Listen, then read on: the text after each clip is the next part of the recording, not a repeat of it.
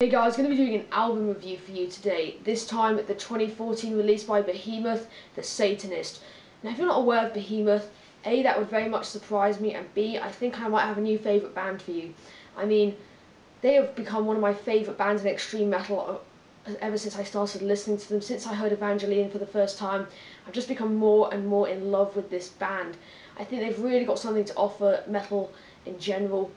And to me, they're one of the most important bands in extreme metal. They've really helped bring it into a more, not necessarily mainstream, but a more popular culture. I mean, I've heard quite recently that they're quite a big deal in Poland, that they're relatively famous over there. They're a bit like the Iron Maiden of Poland, I've heard, over there, but I could be wrong there, but that's just what I've been told. If you're not aware of their sound, they basically play blackened death metal. In my opinion, they are the best in that arena. I know it's quite a specific area to play music in, and you may think, well, obviously they're going to be the best because there aren't that many people doing it.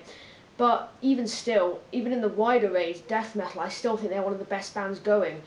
They really burst onto the scene in 2004. I'm aware they released albums beforehand. I've only listened to one of them before Demigod, which is the one I'm just about to talk about, which was Satanica, which I'm not going to talk about too much because I don't really know that much about it. It's still a strong album. I'm probably going to listen to their earlier material later. I haven't given it enough time of the day yet. But anyway, let's just persevere. They really burst onto the scene in 2004 with Demigod. That had a very profound impact on extreme metal. I mean, their early albums were much more, not necessarily extreme, but less catchy, less obvious. And then they came along with Demigod, and the floodgates just opened. Since Demigod has been released, there have just been countless and countless death metal bands who are approaching A, higher production qualities, and B, more catchy songs. On that album, they really approached ancient Egyptian mythology theme for their lyrics. And it's a good thing Nile didn't release an album that year, or they would not be the best Egypt-themed death metal band of 2004. I still like Nile, but in my opinion, Behemoth did it just that much better. But again, that's just my opinion. In 2007, they released a follow-up to that entitled The Apostasy. Now, for me, that really felt like Behemoth treading water. Whenever I listen to it, I think, you know, this band are capable of so much more, and on that album they really do not reach their full potential. For me personally, I think that the drum sound doesn't really fit the music very well. But only 2 years later, they released what was at that time career best with Evangelion, or Evangelion, I don't know how you pronounce it, but that was until recently my favourite Behemoth album. It was actually the first one I ever listened to, then I kind of went backwards through their discography, sort of. It came out when I was just getting into heavier styles of music. I'd been listening to Black Sabbath, Iron Maiden, all that kind of stuff, and then I started getting into more heavy bands, and then Evangelion was released, and it just blew my mind. When I heard of Fire in the Void, I could hardly contain myself. I mean, that's probably how a lot of people got into the band through that album, because of the controversy that surrounded it. But I think it's very deserving to be known as one of their best albums. I think it's truly a brilliant, brilliant Behemoth album. And whenever I listen to it, I just think, this is absolutely phenomenal. You know, in the book or film, depending on which one you read or see more, Alice in Wonderland, when she goes down the rabbit hole and she starts falling and she sees all this weird stuff, I feel just like that when I'm listening to Evangelion. Every time I see something new that I didn't think existed on that album. And again, that makes it a very interesting listen for me personally. And there's been a 5-year gap between albums, and that's a strange thing for Behemoth, because normally it's 2 or 3 years between records and they're all fantastic. But there has been a 5-year gap in this case, but you can't blame the band for that. There's been a series of unfortunate events that has unfolded since the release of Evangelion. I mean, there was the Bible tearing up for Nurgle, what he did on stage. People pressed charges against him. Nothing really came about of that, so it was important for the band. Obviously they had to overcome that, but it was nothing on what came next. I believe it came next or perhaps before, but another event occurred in that 5-year gap that really had an effect on Behemoth. Nurgle was diagnosed with leukemia 3 or 4 years ago, maybe perhaps 2, I don't really know. But I remember that happening, and just thinking, what if we never hear another Behemoth album? What if this is the last we'll ever hear about Nurgle? It really had an effect on the extreme metal community. People were all praying for him, people were hoping that he was going to pull through, and of course he did after finding a donor. But that was a very scary time for metal music, because we had no idea if one of the biggest bands in extreme metal, certainly the biggest of the past 10 years or so, we had no idea if they were going to persevere and put out another record at all. And now they have, and they've entitled it The Satanist, and in my opinion, it's a new career best. But let's get a bit more into it. The first track on the album is entitled Blow Your Trumpets, Gabriel. It's an absolutely brilliant song. I'm sure many of you will have heard it. If you haven't, I'll put a link in the description below to that.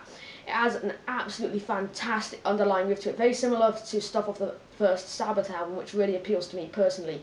Very heavy, very slow. I mean, a lot of bands nowadays tend to think that they should throw you straight into an album, you know, just in at the deep end. But I think Behemoth do a really clever thing here where throughout the album they seem to build up to the final track, which I'll get to obviously later in this review.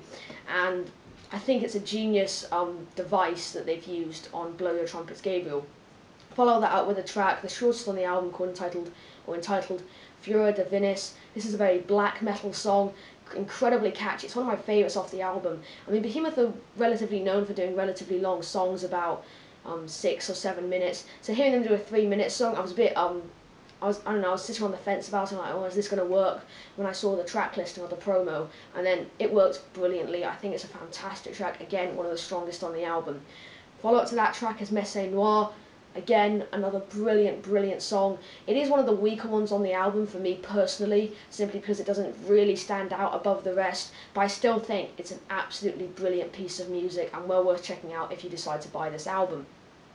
Then we get the second single that was released, which I'm not even going to try to pronounce. It was like Or Probis Lucifer. That probably isn't even the right song title, and if it is, I still butchered it, but I'll put the name of it in the description and a link to it. It's a brilliant song. It's really got those Iron Maiden melodies, a bit like Carcass on Heartwork, those searingly, like, razor sharp harmonies that I think work really well in Behemoth's sound. They've explored that style in the past, and I think it works perfectly on the Satanist. I think the production on this album is absolutely brilliant, and because of the high quality production, I think that this track really is better than it could have been if it had bad production. That seems a bit obvious, but to me it really does have a big effect on it. The fifth track on the album is entitled Amen. A brilliant song, a bit slower than the rest of the songs, more like what Behemoth are known for. This is a more standard Behemoth song, but you know, standard Behemoth is still brilliant when compared to everyone else's standards, if you ask me. I think Amen is a brilliant track, one that I kept returning to when I listened to this album. I mean, I don't necessarily have to listen to this album all the way through. I did about 6 times, but every now and then throughout the day I'd think, you know, I'm in the mood for a bit of Behemoth, and I'd always go to this song for some reason. It's not my favourite on the album, but this is generally a song I think of when I think of Behemoth's music. Now, while this album has kind of settled into a groove about for the first 5 tracks or so, when the 6th track comes along, the title track, obviously entitled The Satanist, it really changes things up, and the rest of the album is completely different from the first half. And it's a bit like they've made a double album and kind of taken half of each one and put it together.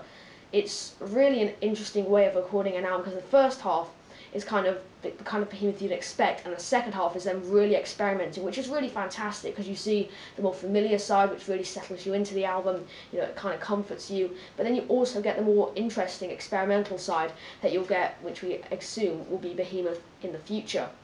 Obviously we get The Satanist, a much slower song, incredibly melodic, very catchy. Again, it sounds a bit like not somewhere back in time, the Seventh Son of a Seventh Son era Iron Maiden, if you ask me. I think it's really brilliant track. I mean, whenever I listen to this, it just sums up this album for me. It's kind of a bit experimental, it's kind of what you know, but there's a lot of stuff on there that you're not too sure about, but it still works incredibly. It's a brilliant track. I find it weird that it's situated in the middle of the album, because normally tracks that the band wants to stand out are at the front, at the end of the album, but right now it works perfectly halfway through. The 7th track, entitled Ben Sahar, comes along. Again, one of the stronger songs on the album, if you ask me. I'm not going to talk about it too much because it's a bit standard Behemoth, but again, their standard is above anyone else's standard. Whenever I listen to this track, I just kind of, I don't know what it is, but it creates an atmosphere that really stands out on the album. I mean, The Satanist really has, as an album, really has a very specific atmosphere that it's trying to portray, but this track kind of stands out a bit, so it does provide some variation on the album, which I'm not saying is needed, but again, it improves the listening experience for someone like me personally, who, I mean, I'm not going to say I have a short attention span, but I struggle to listen to albums where everything sounds the same. I really can't get to grips with it, but on this album they do not do that whatsoever. Each song is completely different, and Ben Sahar stands out like a sore thumb.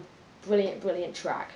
8th track on the album is entitled In the Absence of Light. Now, I'm really interested, if any of you have heard the album, if it's a promo or whatever, and you've heard this song, there is a sample on it, and I have no idea where it's from. I have no idea what it means in, I believe it's Polish, it could be German. I mean, if it is German, I have been taking German lessons, but we're not quite on Behemoth samples just yet, hoping to do that next term. Joking, obviously, but, you know, joking aside, this is another fantastic track. Really, really interesting. Again, like Ben Sahar, stands out from the rest of the album, and I think that's really an interesting device that Behemoth have chosen to use.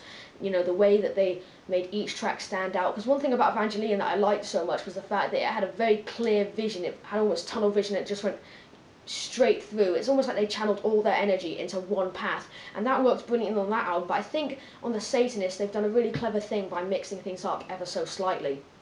Then we get the final track on the album, entitled "O Father, O Satan, O Son." Now this is my favourite song on the album. It's by far the longest. It's about 7.5 minutes long, and I know I'm going to get a lot of hate for what I say next, but the bass line on that track kind of sounds like The God That Failed by Metallica, and I know you're going to go, oh, Metallica's not cult, oh, Metallica's not brutal, but I don't know if they took influence from that, but it's just kind of a link I saw when listening to this album. Phenomenal. Phenomenal song. Absolutely stunning. I'm not going to say too much about it, because if I say too much about it, it might spoil it for you. So I'm going to try and keep quiet on this track. But please, if you go buy the album, expect this track to be something truly, truly remarkable. I love how slow this song is, how melodic it is, how it grows, how it stretches, how it kind of goes around corners that you didn't expect Behemoth to go. It's an incredible, incredible song that is well worth listening to if you decide to pick up this record, which I highly recommend you do. So as far as songwriting goes, I think this is one of the strongest albums Behemoth has ever put out. That's in the history of their catalogue. I think it is their strongest album so far, but I'll get to that more at the end. Production on this album is absolutely stunning, really clean, which some people may say they don't like, but I think it works brilliantly for a band like Behemoth. You really hear every little crevice of their music, which you have to hear, or it kind of goes over your head. Guitar tone, I think, is really successful on this album. I mean, it's got those really searing harmonies and also really heavy, dirgy stuff that you expect from Behemoth. Bass tone, again, brilliant. It's kind of got that rumble to it that I love so dearly about Behemoth's music. The drum tone, this is a weird thing. It's kind of like a mix of Decapited's drum tone. I don't remember who the drummer of Decapitated is, but it's kind of a mix of that and Neil Peart.